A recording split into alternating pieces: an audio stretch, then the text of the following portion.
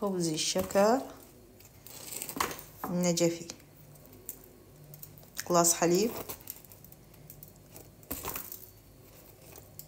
خاشوقتين 3 شكر،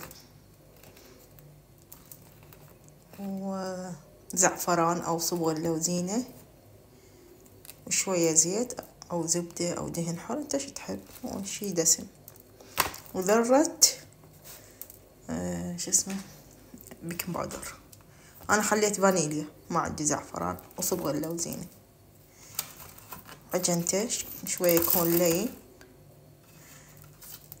وفرشته على السمسم، سمسم وشوية هم شكر. شوفون الشكر على مود يعطي طعم الحلا. فهذا هو خبز النجفي، خبز الشكر.